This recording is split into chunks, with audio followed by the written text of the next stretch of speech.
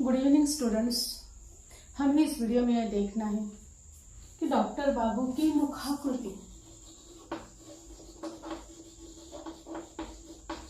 उनके चेहरे की बनावट इस तरीके से थी कि देखने वाले को ऐसा लगता था कि इस व्यक्ति को पहले कहीं देखा है, इस तरह के व्यक्ति से कहीं मुलाकात हुई है।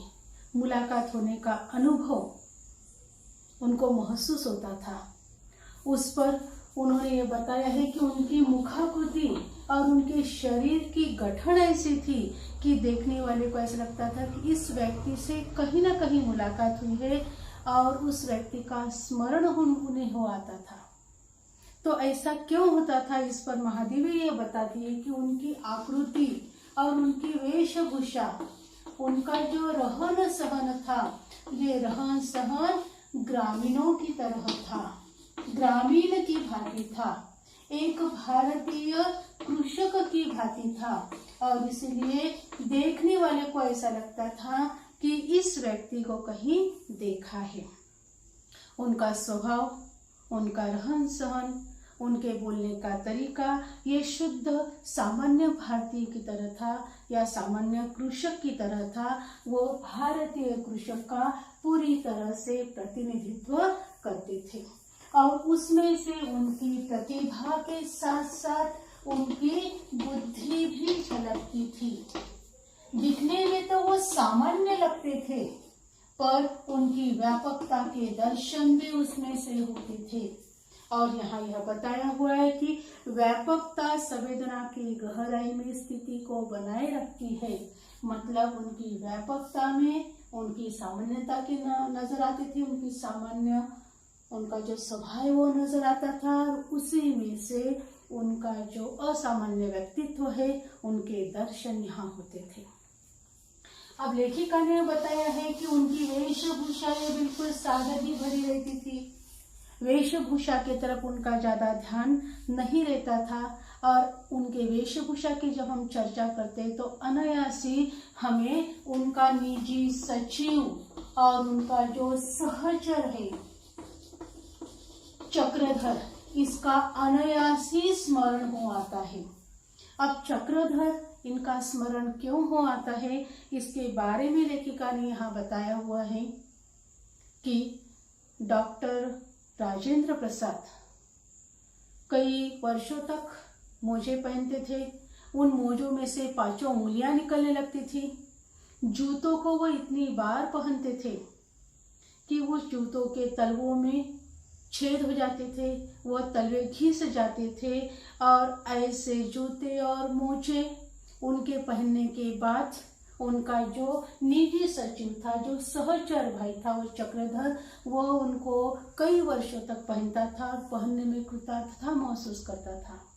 उनके जो धोती कुर्ता, उनका खद्दर का जो कोट था, वह खुद राजेंद्र बाबू ही कई दिनों तक पहनते थे। उसमें से धागे निकलने लगते थे और ऐसे कपड़ों को फिर उनका जो सहचर भाई हैं वह पहनने में कृतार्थता महसूस करता था, खुशी महसूस करता था। और उसमें उस कपड़ों को पहनने में, उन जूतों को पहनने में एक प्रकार का संतोष, एक प्रकार का समाधान चक्रधर को मिलता था।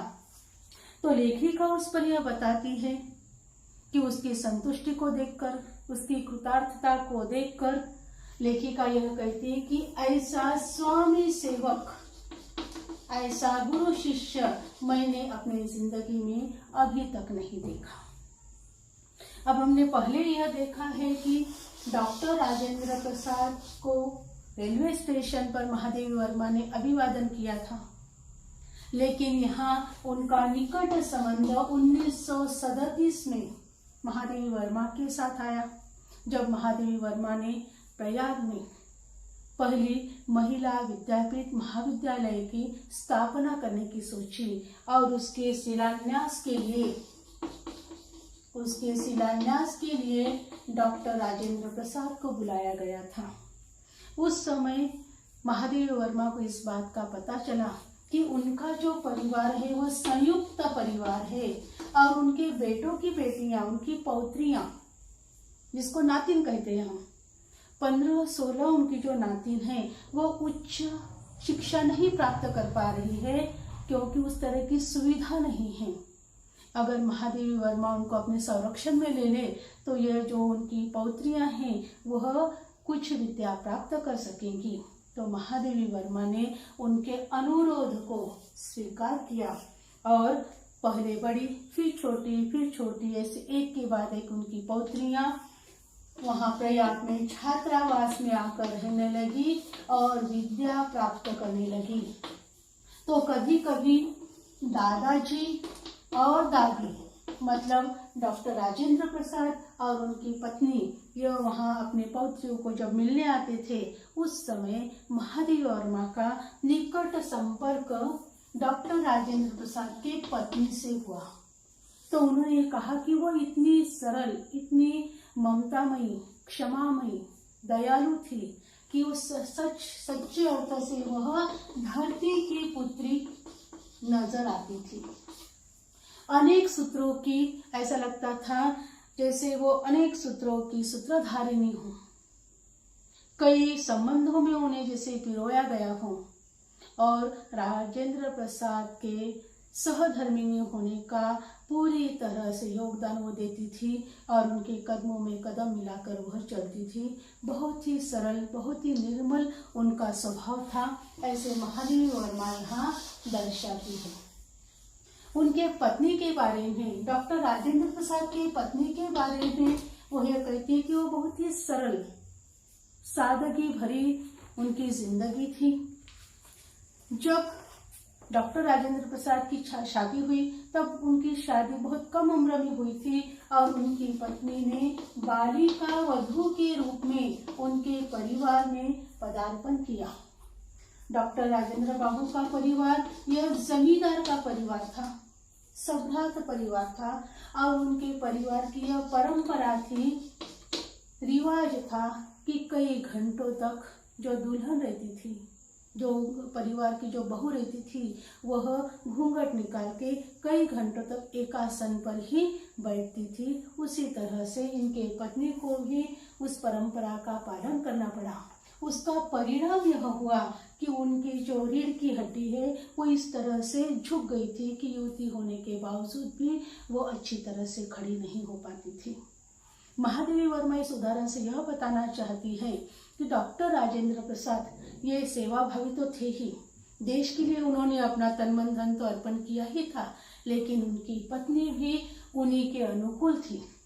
परिवार को जोड़कर रखने वाली, परंपराओं का पालन करने वाली, अपने पौत्रियों को अच्छी तरह से संस्कार देने वाली, इस तरीके से उनकी पत्नी थी जो बहुत ही उनके कामों में योगदान देती थी और अपने परिवार को जोड़कर रखती थी। इसलिए महादेवी वर्मा ने कहा कि वो कई सूत्रों की सूत्रधारिणी थी और सही अर्थ से वह धरती की पुत्री थी।